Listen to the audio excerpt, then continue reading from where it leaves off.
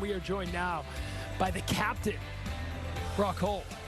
Need the Jason Varitek Yeah, that's my handshake with Jason Varitek right there. See, there it is. Yeah. We were talking before, and Jerry had a good point. Like, it goes back to Ted Williams, right? The connection has been here longer than any of us can remember.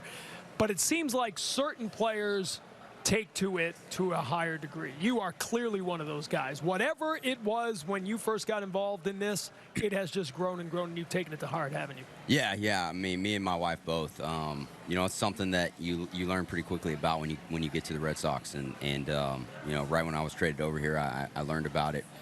We have kids down in spring training, and knew I wanted to be a part of it. Didn't know that it would turn out to be this, but I'm thankful it has. And the relationships I've been able to build with a lot of kids and a lot of families is pretty cool. And it's just one of those things that you know has become a big part of who we are, me and my wife. And you know, I've said it before. It's like when I got traded over, I was wondering, you always wonder why you're where you're at. And I feel like this is a big reason why I'm here and why I'm a Boston Red Sox, and I'm thankful for that. You know, Brock, as a former player and someone who goes back a long time in this organization, about 40 years, I want to thank you, and I want to thank all the current players for what they do, because I can honestly tell you that in our playing time here in Boston, as a group, we were always involved with the Jimmy Fund, but not as involved as the players of today.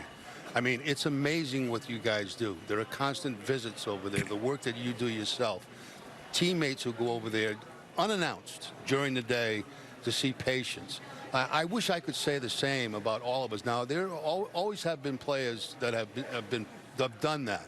But you've taken it to a different level. You really have. And I, as a former player and someone who's been involved with this for a long, long time, I really want to thank you for being the captain of the Jimmy Fund. And I want to thank all the current players for what they do, because what they do is special. And I know how tough it is to be a baseball player. I know how tough it is. And I know how difficult it is to make time to do other things. Well, you guys make the time, and you make big time over there, and that's very special. Well, thank you for that, Jerry. That means a lot, coming from you.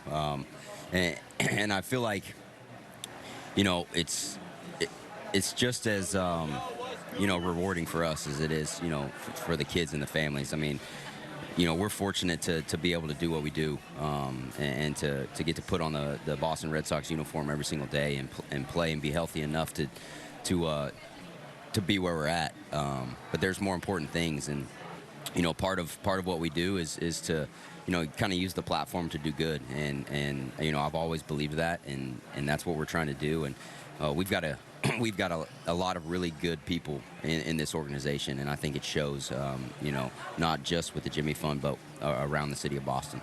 The spring training trip, you mentioned that before, and for those of us who've been around it, that's where it sort of all comes together. That's where you can really see the tangible effect, because these kids get away from everybody for a few days, right? And they're just teenagers and young adults who get to go to Florida and be with each other, with a few nurses screaming and running around and trying to keep everything in line.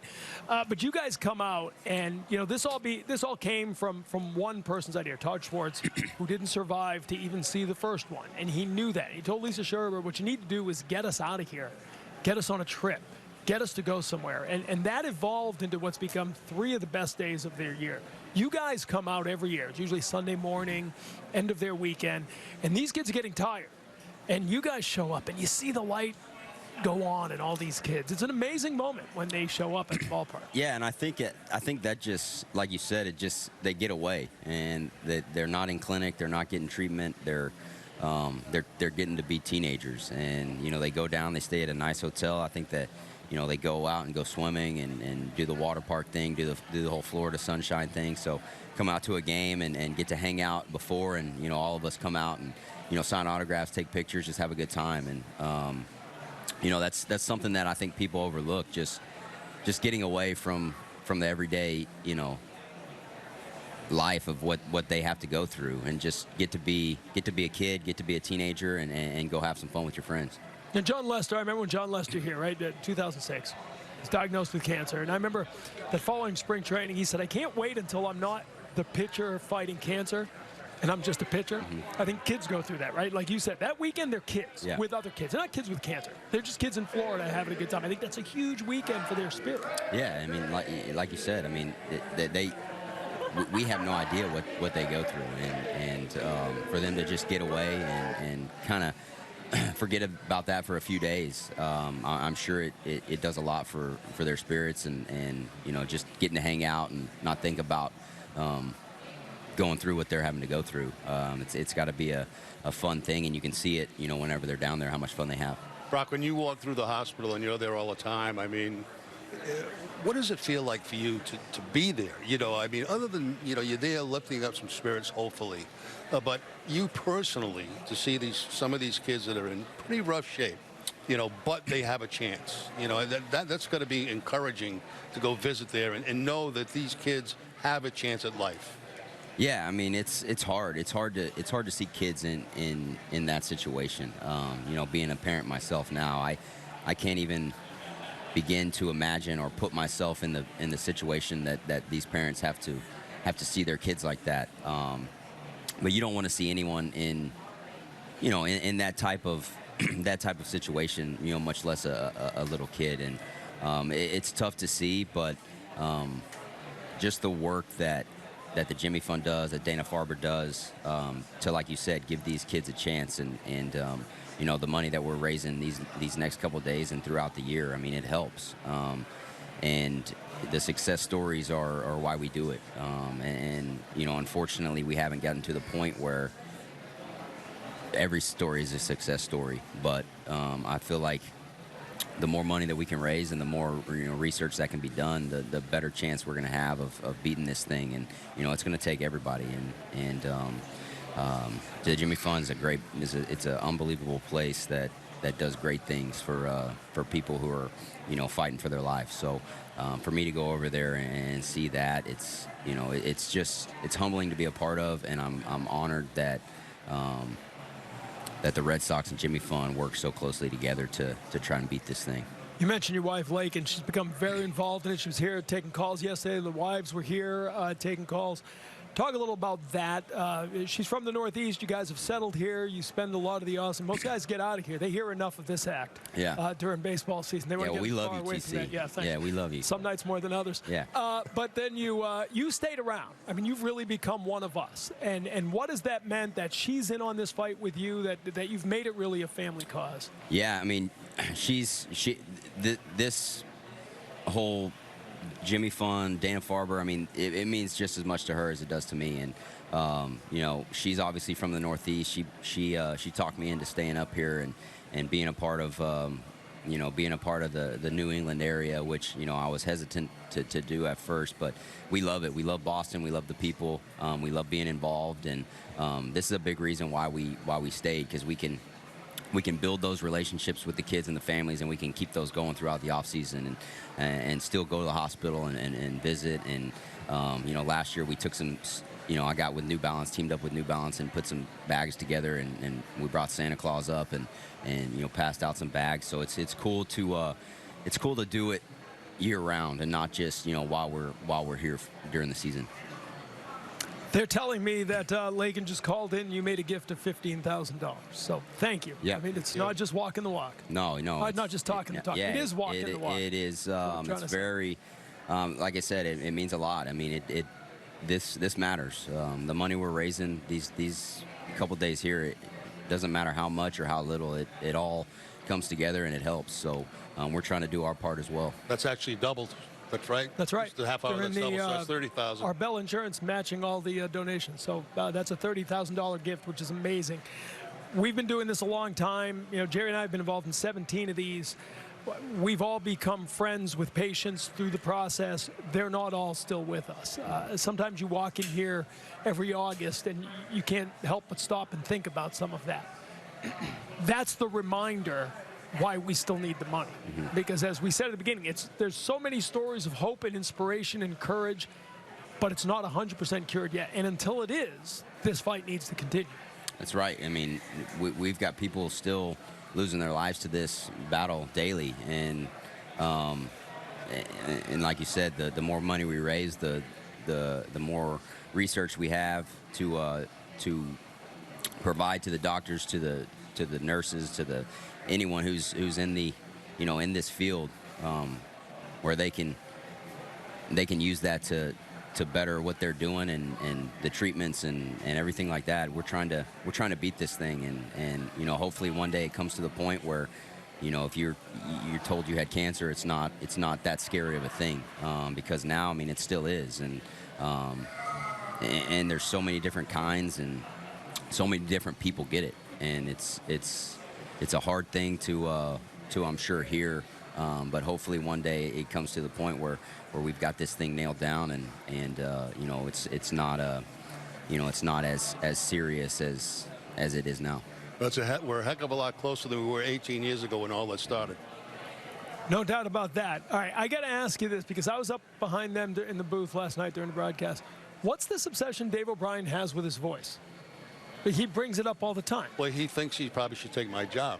That's what he's doing. Already trying to push you out the side? Yeah, your job's safe, Jerry. The people love you. The people love you. He says he's got a great voice for television, and he does.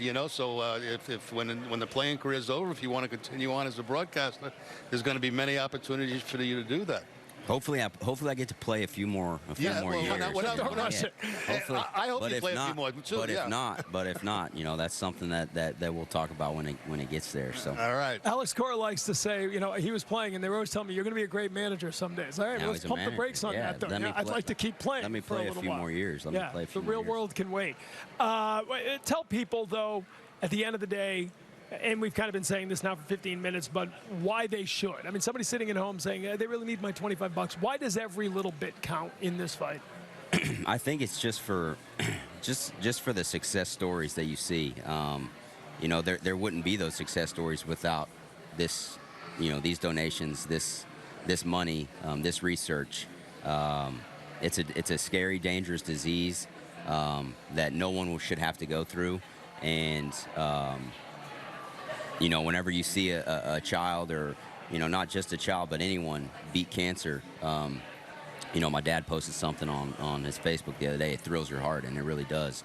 To see these kids go through what they're going through and fighting the fight that they're fighting, but to see them on the other side is a pretty special thing, and it's because of this right here. All right, before we let you go, got to get a couple baseball questions in there. Tough loss last night, but 5 out of 6, 8 out of 12.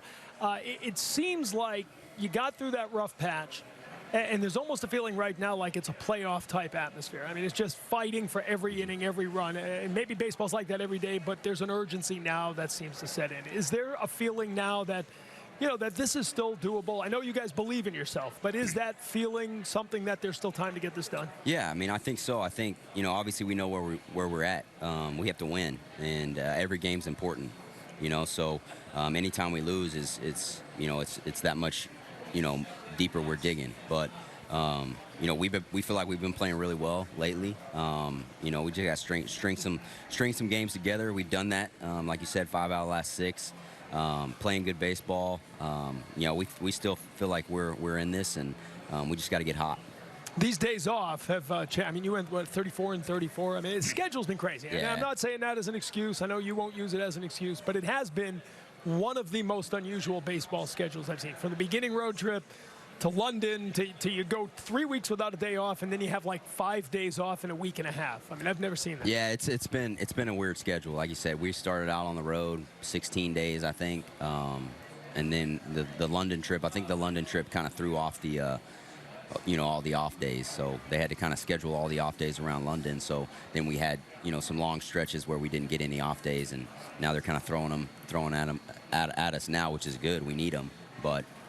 It's been a difficult schedule, but we just haven't played up to our capabilities. This whole season it's kind of been an inconsistent year. We'll play good for a little bit, and then we'll hit a little stretch where we don't play so well. So it's just about being consistent, and this whole game is about that, Jerry. Whether you're it's offense or if it's pitching, or you got to try to be consistent as possible. You're always going to have peaks, you're always going to have valleys, but you try to keep that as level as possible. And that's just something that we haven't done like we should this year. And you know, we still got however many games left, and I feel like we're starting to play pretty good baseball. One of the pleasures for me being around this group, you know, after coming off a year like they had last year, it is a club that even through the ups and downs of the season have not lost faith in themselves, you know, and they're still the same group they were last year. They're as close as you can possibly be as a team. You know, they go out every night, they give maximum effort, and that's really all you can ask out of any baseball team or any baseball player. Make sure you get maximum effort every single time you take the field, like it's the last game you're going to play. These guys do that. So hopefully good things are going to happen here in the last 6 weeks. And you've been around the game, played enough teams, good teams, championship teams, not so good teams. You were at a point, I think, in that long losing streak where you start to wonder, this season can go one of two ways. And I'm sure you've been on teams where it went the other way. And I think it speaks volumes to you guys that you have battled back to wherever you are. I mean, you didn't give up on the season as a group. No, I mean, and that's just kind of the group we have. I mean, not many teams can say that they did what we did last year, you know, and regardless of if everyone would have come back, it still wouldn't have been last year. You know, every year is different, and you know, the group that we have is good. I mean, we're 7 games over right now. Obviously not where we want to be in the standings. The teams ahead of us are playing good baseball, and we just feel like we haven't really played our best baseball this whole year, really. Like I said, inconsistent, but you know, we have a chance to do some good things, and you know, you sit back and you look at the guys that we have, you like your chances with the group that we have. So it's going to be fun. I mean, like you said, it's going to be a playoff atmosphere for the rest of the year. We got to go out and we got to win. And I feel like these last few games we've kind of showed that fight. And then you've got the strangest thing tomorrow, where it's going to be the 10th inning. It's a 2-1 count. Have you ever been involved? I mean, usually suspended games are made up like before a game the next day or a couple days later. Yeah, that's gonna be odd. We're hoping that we go out, get 3 outs, and then Benny hits a leadoff home run, and we shower up and get on the plane. That's off to San Diego. That's the plan so far. So Benny's got some pressure on him, but yeah, that'll be different. And you know, hopefully it only takes about 1 inning to finish it. I'm gonna go book that in my scorecard right now. Go do it. Yeah. Did you hear the Alex Cora story? Did you hear AC's story about one of those? He told me on Friday Night Fenway last week. He was playing in winter ball, and the power went out. Finals, the championship game. He's at the plate. It's a 1-2 count. Power outage. So they got to resume the next day. So he wakes up. You got to grind all day on you're facing a 2-strike pitch at 7 o'clock tonight. Swing. Said he was thinking about it a million. He just couldn't stop. Finally, he said, I went reverse psychology. There's a guy on first, down by a run. He said, I'm going to hit into a double play. That's what he kept thinking in the afternoon to try to reverse psychology. Now, that's a little different. Yeah, hit into a double play. What did he end up doing? He hit into a double play. Did he? All right. So don't go with that. Yeah, If you ever get in that situation, so we're going with Benny home run. There you go. Go with the Benny home run. Real quickly, Brock Star Tuesdays. It's such a cool thing. You talk about some of the efforts, and we talk about taking it to another level. Sort of tell us how that took root and how it's grown into what it is today. Yeah, it just kind of started last year. You know, I think it was Sarah Narachi that came up to me and asked me if that's something that I would want to do, and you know, I said absolutely right away. And it's kind of grown into something that's pretty cool. You see these kids come over from clinic, and there you go, right there on TV, and it's pretty cool to see they get to come out, they get to come out, down on the field. You know, we give them a little gift bag. Sign some autographs, take some pictures. They get to watch BP with their family, and then they get tickets to a game. So it's become a pretty cool thing that I enjoy hosting every Tuesday. So we have a good time. I've met some pretty cool, pretty strong kids on Brock Star Tuesdays. That's for sure. That's very cool. Thank you for your time. Thank you for your time. Yeah. Everybody appreciates it. Y'all kicking me off? Yeah, you're done now. All right. Well, look, I got to give a plug right here. I got to give a plug. We've got these shirts. Lakin just had her meniscus done. So she came up with an idea to help raise some more money. So we made these shirts. She made them. She created them. It's going to be for Childhood Cancer Awareness Month, which is in September. So tomorrow at noon they go for sale. And let me get my phone out. Lakin sent me a thing. If I don't get this right, she'll get mad at me. So I thought you were going to give your phone number. I was like, there's got to be a better way to get it. Hey, don't be calling me. All right, it starts at 12 noon. Okay. And then it'll run through September. The sales end September 30th. links. We'll post links to it on our social media accounts and stuff like that, so you'll be able to see. Each shirt is $28, with $12 going straight to the Jimmy Fund. And as you can see, it's the gold ribbon. It's got Holt 12, some stars for the Brock star. We got the 12 in there, obviously, because Tom Brady is number 12.